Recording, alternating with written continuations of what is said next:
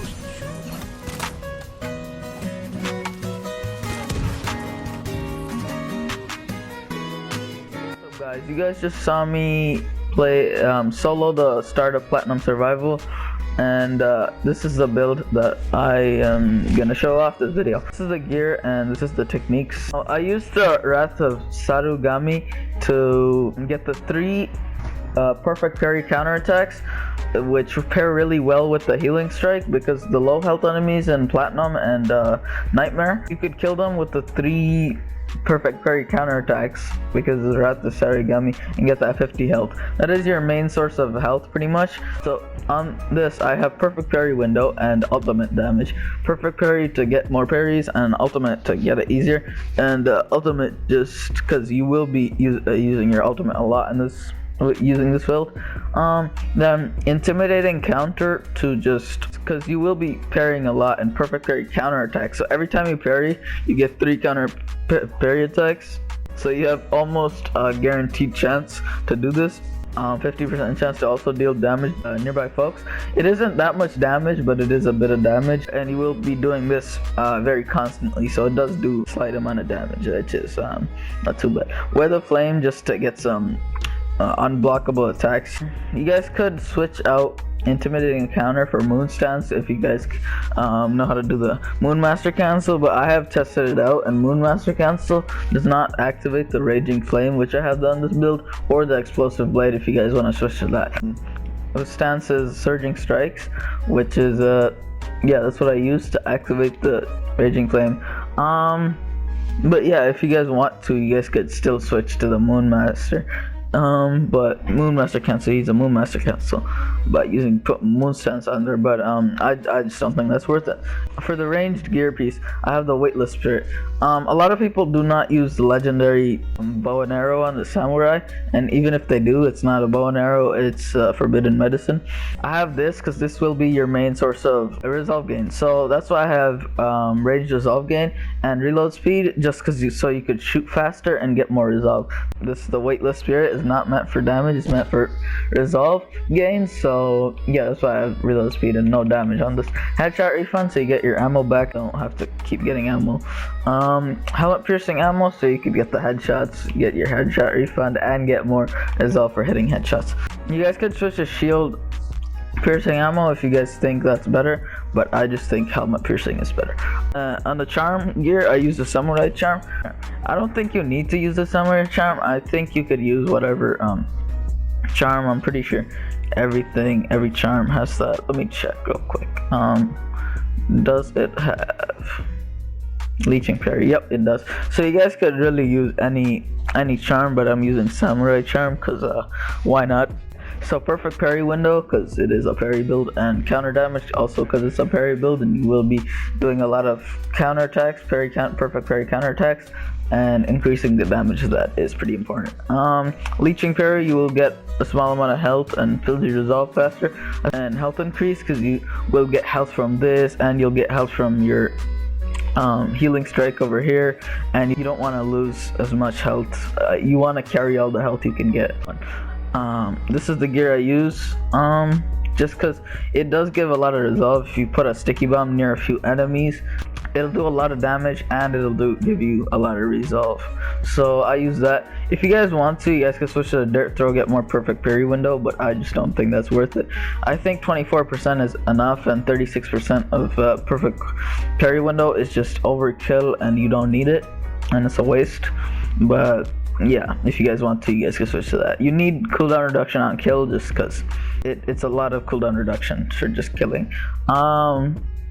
Ghost weapon damage just to do more damage. Lucky, so sometimes you get lucky and you could throw it twice, and that gives you a lot of damage, a lot of resolve. Increase radius, so you hit more enemies, get more resolve.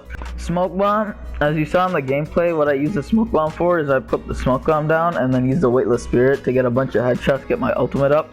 So that's why I have the smoke bomb. It is really important to the build. You need this. You have cooldown reduction on this just because you don't need stealth attack and stealth, because this is not the assassin or anything that needs stealth. It's not really that good of a perk, but you can't put anything better on. Alright, cooldown reduction on kill. It's a really good perk that the more you kill, the more you get rewarded. So I like cooldown reduction on kill. Munitions to get some arrows back for the times you don't hit headshots with your bow, just because to never have to go find ammo or something, or go to the ammo caches and pick up ammo. That just takes time between waves and stuff. You want to stay at spawn, hopefully guess where the enemies are gonna spawn. Lucky just because if you pop a smoke bomb and get your ultimate using the weightless spirit, you get lucky, then you could have smoke bomb again, get another ultimate, and if the wave isn't dead by then, you could finish off the wave with that ultimate. So that is the build. That's the gear of the build. Now let's get into the techniques. Raging Flame, because it just does way more damage than Exploding Blade, I'm pretty sure.